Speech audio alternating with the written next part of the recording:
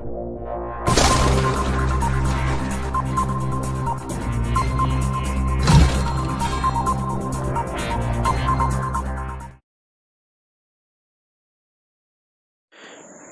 दोस्तों, आपका स्वागत है।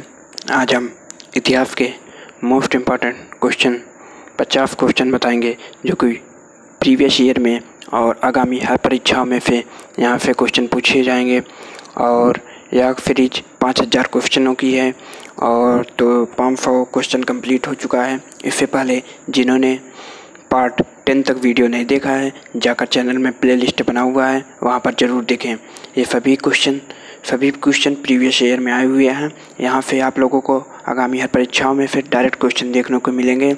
तो आप लोग अभी जाकर चैनल में ये पूरा वीडियो देख लीजिए। तो चलिए शुरू करते हैं आज का वीडियो। इससे पहले जिन्होंने चैनल को सब्सक्राइब नहीं किया है, चैनल को सब्सक्राइब करके बेल आइकन प्रेस कर लीजिए। तो चलिए शुरू करते हैं।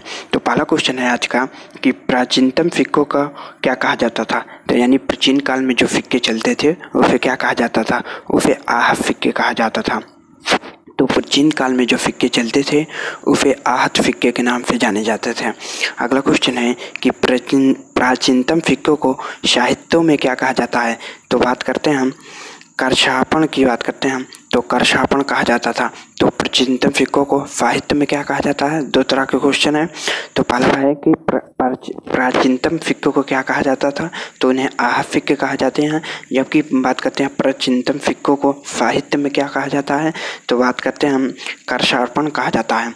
तो अगले की बात करते हैं। तो अगला क्वेश्चन है सर्वप्रथम सिक्कों पर लेख लिखने का कार्य किन शासकों ने किया। तो बात करते हैं यवन शासकों ने किया था। कौन से, तो यवन शासकों ने किया था।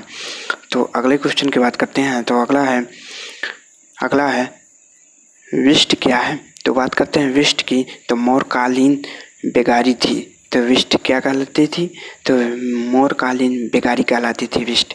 तो अगला क्वेश्चन है किस अभिलेख में चंद्रगुप्त मौर्य और अशोक दोनों का उल्लेख किया गया है। तो बात करते हैं कि चंद्रगुप्त मौर्य और अशोक का, तो बात करते हैं तो महाजपत्र रुद्रमान का जूनागढ़ अभिलेख में इनका वर्णन किया गया है। चंद्रगुप्त मौर्य और अशोक का दोनों का कौन सा, रुद्रदमन का जूनागढ़ अभिलेख में चंद्रगुप्त मौर्य और अशोक दोनों का अभिलेखों का वर्णन किया गया है। अगला क्वेश्चन है शुंग शासकों ने अपनी राजधानी कहाँ स्थापित की थी। तो विदिशा में स्थापित की थी। कौन सी, तो शुंग शासकों ने अपनी राजधानी विदिशा में स्थापित की थी। अगले की बात करते हैं। तो अगला है भरहुत स्तूप का निर्माण किसने करवाया। तो बात करते हैं पुष्यमित्र शंगु ने भरहुत स्तूप का निर्माण कराया था। कौन, पुष्यमित्र शंगु ने। अगला क्वेश्चन है। तो अगले की बात करते हैं। अगला है पुष्यमित्र शंगु ने कितनी बार अश्वमेध यज्ञ किया। तो बात करते हैं पुष्यमित्र शंगु की, इन्होंने 2 बार अश्वमेध यज्ञ किया। अगला क्वेश्चन है पुष्यमित्र शंगु के लिए किसने अश्वमेध कराए। तो पतंजलि ने पुष्यमित्र शंगु के लिए अश्वमेध कराए थे। अगले क्वेश्चन की बात करते हैं। तो अगला है शुंग वंश का अंतिम शासक कौन था। तो बात करते हैं शुंग वंश का अंतिम शासक की, तो देवभूति था। तो शुंग वंश का अंतिम शासक कौन था, तो वो देवभूति था। अगला क्वेश्चन है देवभूत की हत्या कब और किसने की। तो बात करते हैं देवभूत की हत्या वासुदेव ने की थी 73 ईसा पूर्व में। कब, तो 73 ईसा पूर्व में वासुदेव ने देवभूत की हत्या की थी। अगला क्वेश्चन है सुशर्मा की हत्या कब और किसने की। तो बात करते हैं सुशर्मा की हत्या की बात करते हैं शिवमुख ने 2800 ईस्वी में की थी। अगले क्वेश्चन की बात करते हैं। तो अगला है महावीर स्वामी ने अपने संघों को 11 गुणों में बांटकर चतुर्वृंद संघ की स्थापना कहाँ की थी। तो ये पावा में की थी। तो महावीर स्वामी ने अपने संघों को 11 चरणों में बांटकर चतुर्वृंद संघ की स्थापना कहाँ की थी, तो ये पावा में की थी।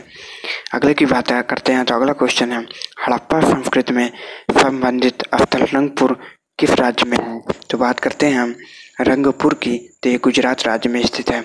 अगले की बात करते हैं। तो अगला है वैदिक युग में अनस किसका परिचायक था। तो बैलगाड़ी को वैदिक युग में अनस कहा जाता था। और बात करते हैं तो ये कौन से युग में, तो बैलगाड़ी को वैदिक युग में अनस का परिचालक कहा जाता था।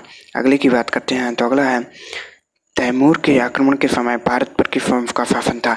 तो बात करते हैं तुगलक वंश का शासक था। तो तैमूर के आक्रमण के समय भारत के जिस शासन था तो वो था कौन सा? तुगलक वंश का शासन था। तुगलक वंश के शासन में तैमूर का आक्रमण हुआ था।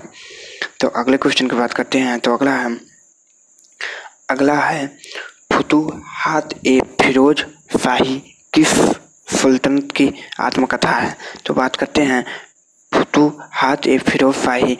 तो बात करते हैं ये फिरोज शाह तुगलक की आत्मकथा का वर्णन किया गया है। तो फुतुहात-ए-फिरोज शाही किस सुल्तान की आत्मकथा का नाम है? तो ये फिरोज तुगलक की आत्मकथा का नाम है। अगला है कौन सा सूफी संप्रदाय बिहार में अधिक लोकप्रिय था? तो फिरदौसी की बात करते हैं तो ये सूफी संप्रदाय बिहार में अधिक लोकप्रिय था। अगले की बात करते हैं। तो अगला है महाबलीपुरम के मंदिरों का निर्माण किस राजवंश के शासकों ने कराया था? तो पल्लव वंश के शासकों ने महाबलीपुरम के मंदिरों का निर्माण कराया था। अगले की बात करते हैं। तो अगला है राष्ट्रकूटों का प्रसिद्ध स्थापक कार्य कौन सा है? तो ये कैलाश मंदिर है, जो कि कैलाश मंदिर की बात करते हैं राष्ट्रकूटों का प्रसिद्ध स्थापत्य कार्य है। अगले की बात करते हैं। तो अगला है स्वतंत्रोत्तर भारत में सबसे अधिक संख्या में हड़प्पा युगीन स्थलों की खोज किस राज्य में हुई थी? तो बात करते हैं भारत में सबसे अधिक संख्या में हड़प्पा युगीन स्थलों की खोज की बात करते हैं तो ये गुजरात में हुई थी। कहाँ? गुजरात में हुई थी। अगले क्वेश्चन की बात करते हैं। तो अगला है किस स्थान को बौद्ध धर्म की जन्मस्थली माना जाता है? तो बात करते हैं लुम्बिनी गांव को यानी लुम्बिनी को बौद्ध धर्म की जन्मस्थली माना जाता है।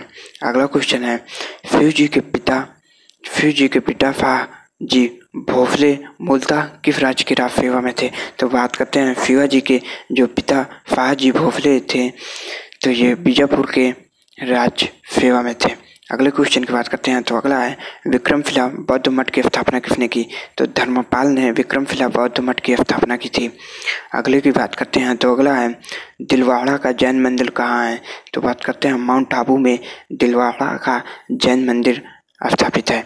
अगले की बात करते हैं। तो अगला है राजस्थान में कालीबंगा में सिंधु घाटी सभ्यता के अवशेष प्राप्त हुए हैं।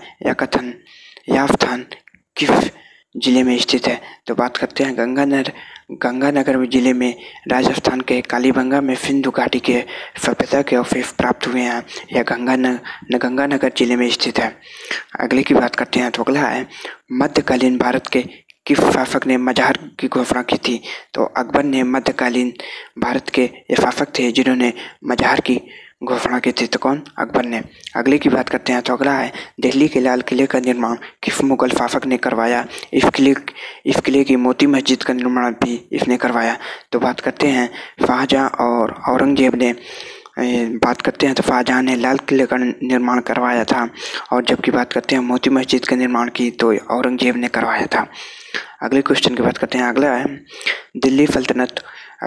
दिल्ली सल्तनत के किस शासक ने राजधानी दिल्ली से बदलकर दौलताबाद करने का फैसला किया था? तो ये मोहम्मद बिन तुगलक ने अपनी राजधानी दिल्ली से स्थापित करके दौलताबाद रखने का निर्णय किया था और मोहम्मद बिन तुगलक ने दिल्ली सल्तनत का शासक था और इन्होंने अपनी राजधानी दिल्ली से बदलकर दौलताबाद रख दिया था। अगले क्वेश्चन की बात करते हैं। तो अगला है दीवाने कोही जिसकी स्थापना मोहम्मद बिन तुगलक ने की थी यह किस विषय से संबंधित था? तो बात करते हैं कृषि से संबंधित था। तो दीवानी कोही की बात करते हैं मोहम्मद बिन तुगलक ने की थी, ये कृषि से संबंधित था। तो अगले की बात करते हैं। तो अगला है ब्रिटिश ईस्ट इंडिया कंपनी को सूरत में कारखाने की अनुमति देने वाला पहला मुगल शासक कौन था? तो जहांगीर था। तो जहांगीर की बात करते हैं तो ये ब्रिटिश ईस्ट इंडिया कंपनी को सूरत में कारखाने की अनुमति देने वाला पहला मुगल शासक था।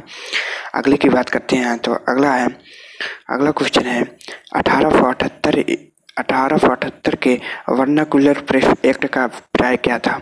तो बात करते हैं इसका अभिप्राय की तो ये भारतीय भाषाओं में जो कि समाचार पत्रों को प्रकाशन को रोकना था। अगले क्वेश्चन की बात करते हैं। तो अगला है सत्यशोधक समाज की स्थापना किसने की थी? तो बात करते हैं सत्यशोधक समाज की स्थापना की तो ये ज्योतिबा फूले ने की थी। अगले क्वेश्चन की बात करते हैं। तो अगला है पेशावर के किस सम्राट के शासनकाल में बौद्ध सभ्यता को प्रसिद्ध किया गया था? तो बात करते हैं कनिष्क के शासनकाल में पेशावर के सम्राट को बौद्ध सभ्यता को अधिक प्रसिद्ध केंद्र था। अगले की बात करते हैं तो अगला क्वेश्चन है मोहम्मद तुगलक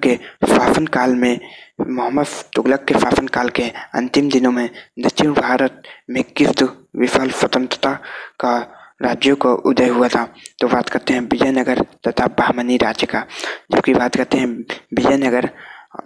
विजयनगर की स्थापना की बात करते हैं तो हरिहर एवं बुक्का नामक दो भाइयों ने विजयनगर साम्राज्य की नींव रखी थी। अगला क्वेश्चन है खानवा के युद्ध में मेवाड़ को पराजित करने वाला शासक कौन था? तो बाबर था। तो बाबर की बात करते हैं, इन्होंने खानवा के युद्ध में मेवाड़ को पराजित किया था। अगले की बात करते हैं तो अगला है दास वंश को समाप्त कर खिजली वंश की आधारशिला रखने वाला खिजली वंश का शासक कौन था? तो बात करते हैं जलालुद्दीन खिजली जो था, तो ये दास वंश को समाप्त करके इन्होंने खिलजी वंश की स्थापना की थी। कौन? जलालुद्दीन खिलजी। अगले की बात करते हैं तो अगला है कुव्वत उल इस्लाम मस्जिद का निर्माण किसने करवाया था? तो बात करते हैं कुतुबुद्दीन ऐबक ने कुव्वत उल इस्लाम मस्जिद का निर्माण करवाया था। अगले की बात करते हैं तो अगला है भारत पर आक्रमण करने के लिए 1524 ईसा पूर्व के बाबर को लोधी वंश के किन दो सरदारों ने आमंत्रित किया था? तो बात करते हैं आलम खां लोधी और दौलत खान लोधी ने भारत पर आक्रमण करने के लिए 1524 में बाबर को लोधी वंश के दो सरदार को आमंत्रित किया था। किसे? तो वे थे आलम खां लोधी और दौलत खान लोधी। अगले क्वेश्चन की बात करते हैं तो अगला है 1757 ईस्वी की अलीनगर की संधि किनके मध्य हुई थी? तो बात करते हैं अलीनगर की संधि की तो सिराजुद्दौला और क्लाइव के मध्य हुई थी। अगला क्वेश्चन है किस एक्ट के अंतर्गत कलकत्ता सर्वोच्च न्यायालय की स्थापना की? तो बात करते हैं रेगुलेटिंग एक्ट की बात करते हैं तो 1773 के अंतर्गत जो कि सर्वोच्च न्यायालय की स्थापना हुई, यानी सुप्रीम कोर्ट की स्थापना हुई। यहाँ पर बात करते हैं चार जो कि न्यायाधीश थे, एक मुख्य न्यायाधीश थे और 3 अन्य न्यायाधीश थे। तो मुख्य न्यायाधीश का नाम तो क्या था? एलिजा हेम्पे था। अगले की बात करते हैं तो अगला है सामवेद का प्रथम दृष्टा व्यास के किस शिष्य को माना जाता है? तो बात करते हैं जैमिनी को सामवेद का प्रथम दृष्टा वेद व्यास का शिष्य माना जाता है। अगला क्वेश्चन है अशोक के अधिकांश अभिलेख किस लिपि में है? तो अब बात करते हैं ब्राह्मी लिपि में अशोक के अधिकांश लिपि हैं अभिलेख हैं। अगले की बात करते हैं तो अगला क्वेश्चन है किस बौद्ध ग्रंथ से यह पता चलता है कि 6वीं शताब्दी में जो कि 16 महान जनपद विद्यमान थे? तो बात करते हैं अंगुत्तर निकाय की बात करते हैं तो अंगुत्तर निकाय में 16 महान जनपदों का वर्णन किया गया है।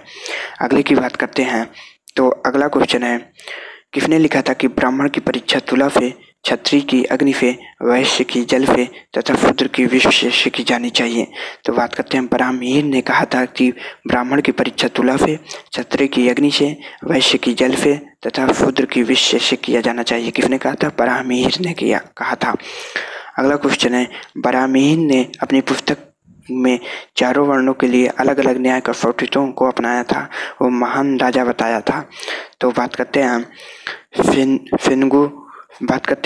फेनगु टूवन लालचेर को बताया था। किसको बताया था?